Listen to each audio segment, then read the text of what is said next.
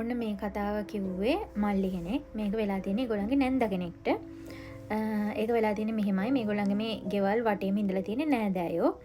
මේගොල්ලෝ හවසට බැඩ්මින්ටන් සෙල්ලම් කරනවලු. මේගොල්ලෝ ගාව එදා තිබිලා තියෙන එක රැකට් එකයි. එක රැකට් එකක් තිබිලා තියෙන්නේ මේ පුංචි කියන්නේ නැන්දගේ පුංචි කියන්නේ මෙයාට වෙන්නේ අත්තම්මා. අත්තම්මා ගෙදර තමයි තිබිලා තියෙන්නේ. ඊට පස්සේ කොහොම හරි මේගොල්ලෝ ඉතින් සෙල්ලම් කරද්දි මේගොල්ලන්ගේ නැන්ද ගියාලු මම රැකට් එක අරන් එන්නම් කියලා. නැන්ද තනියෙන් තමයි ගෙහින් තියෙන්නේ. ඊට පස්සේ නැන්ද ওই විදිහට ගිහිල්ලා නැන්ද මේ පඩිපෙළ නගිනකොට නැන්ද දැකලා තියෙනවා විකෘති මූණක් තියෙන කළු කොට මිනිස්සෙක් නිකන් ඡායාවක් වගේ එකක් නැන්ද දිහා බලන් ඉන්නවා. නැන්ද ඒක දෙකට ටිකක් බය වෙලා ඉවලේ. ඊට පස්සේ මේ එයා මුකුත් කියන්න ගිහිල්ලා නැහැ. ඊට පස්සේ ටක් ගාලා එයා ඇවිල්ලා මේගොල්ලන්ට කියලා දැන් හවස් වෙලානේ ගෙවල් වල යන් කියලා. එදා මේ ඒ ගෙදර ඒ පුංචිලා ගෙදර මේ හිටපු අයියලා දෙන්නත් පහළලු හිටියේ. හින්දා මේ කවුරුත් ගෙදර ඉඳලා නැහැ. නැන්ද තනියෙන් තමයි ගිහින් තියෙන්නේ. ඒ වෙලේ තමයි එයා ওই සීන් එක දැකලා තියෙන්නේ.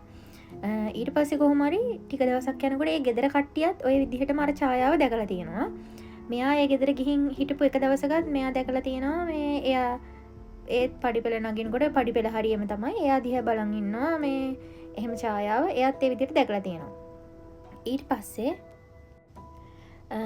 පස්සේ තව දවසක් මේ මල්ලිලා අක්කට තමයි ඒ සීන් එක වෙලා තියෙන්නේ. ඒත් ඒ ගෙදරම එදා ඒ ගෙදර නංගි කෙනෙක්ගේ බර්ත්ඩේ පාටියක් තිබිලා තියෙනවා. ඊට පස්සේ අක්කා ගිහිල්ලා උදව් කරන්න ප්ලේට් අරන් දෙන්න ඒ වගේ දේවල් වලට.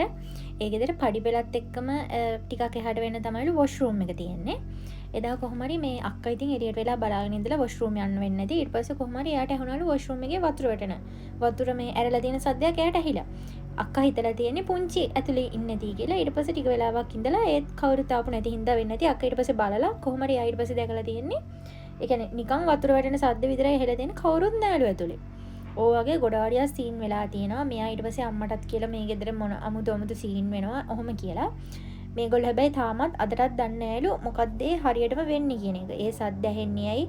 ඊට පස්සේ කොහොම හරි එක දවසක් තව අක්කත් දැකලා තියෙනවා අර විදිහටම කළු කොට රූපයක් ඇස් එහෙම ඒ කියන්නේ ඇස් තියෙන මූණ විකෘති රූපයක් තමයි අක්කත් දැකලා තියෙන්නේ.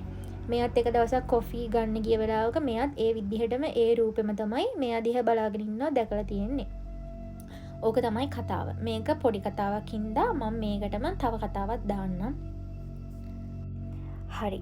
මේක තමයි අනිත් කතාව. මේක කිව්වෙත් මල්ලි කෙනෙක්. එයා හොටෙල් එකක වැඩ කරන්නේ. එතකොට එයාත් එක්ක එකට ෂිෆ්ට් එක ගහන තව යාළුවෙක් ඉන්නවා. කොහොම හරි මේගොල්ලෝ ඉවර වෙලා මෙයා යාළුවව ගෙදර ගිහින් තියෙනවා රෑ 12ට එකට විතර පාරකින්. ඒ යනකොට පාළු ගඩොල් පෝරණුවක් ළඟින් කළු පාට පූසෙක් පැනලා තියෙනවා. මෙයා ඉතින් ඒක ගණන් අරගෙනත් නැහැ. යාළුවත් ඉඳලා තියෙනවානේ. ඔහොමම ගිහිල්ලා. ඊට පස්සේ මෙයා යාළුවව දාලා ආපහු එනකොට ආයි එතනදිම ආයි කළු පූසෙක් පැනලා. ඒ ගඩොල් පෝරණුව ගාවම ඊට පස්සේ මෙයාගේ හිත පොඩ්ඩක් ඒකට ගැස්සිලා. ඊට පස්සේ මෙයා ඒත් හිතන්නේ නැතුව ඔහොම ඉස්සරහට ගිහිල්ලා ඒ යනකොට මෙයා දැකලා තියෙනවා මේ ගෑනු කෙනෙක් කොණ්ඩේ කඩා දාලා එහෙම මූණක් හරියට පේන්නේ නැලු ඉස්සරහ හිටගෙන ඉන්නවා. ඊට පස්සේ මෙයා ලං වෙන්න අර ගෑනු කෙනත් දැන් ලං වෙනවනේ. එතකොට මේ කිසිම මූණක් නැලු. මූණක් පේන්නේ නැහැ. කොණ්ඩේ ඉස්සරහට කඩා දාලාලු මෙයා ඉන්නේ. ඊට පස්සේ මෙයා බය වුණ පාර හයියෙන් ගිහිල්ලා වේගෙම වෙලා කොහමද ගියක් ගාව බයිසිකලේ වැහිලා මෙයා බය වෙලා ඒ ගෙදරට තමයි දුවලා ගිහින් තියෙන්නේ බය වුණ පාර. ඊට පස්සේ මේ සත් ටිකක් විතර යනකම් මෙයාට නිකන් හෙන අවුල්. ඒ කියන්නේ 100ක් පතන්න නැහැ වගේලු හෙනම අවුල්ලු. ඊට පස්සේ මේ තමයි දැනගෙන තියෙන්නේ ඔතන මේ ගෑනු කෙනෙක්ව මරලා දාලා තියෙන සීන් එකක් තියෙනවලු. ඒ ගෑනු කෙනාව වෙන්න ඇති කිව්ව දකින්න ඇත්තේ. ඊට පස්සේ කොහොම හරි මේ තව මිනිස්සෙක් ඔය විදිහටම දැකලා ඒ මිනිස්සයාත් ඒ විදිහටම බය වෙලා තියෙනවා. ඔය පාර ගාවේදී මේ තවටත් මිනිස්සු ඒ පාරේ රෑට යන්නේ නෑලු. මොකද මේ අරක පේන්න ඉගෙනර පොල්මන වගේ පේන්න එනවලු. මිනිස්සු බය වෙනවලු. ඒ හින්දා තවටත් කට්ටිය රෑට ඒ පාරේ යන්නේ නෑ කියලා තමයි කිව්වේ.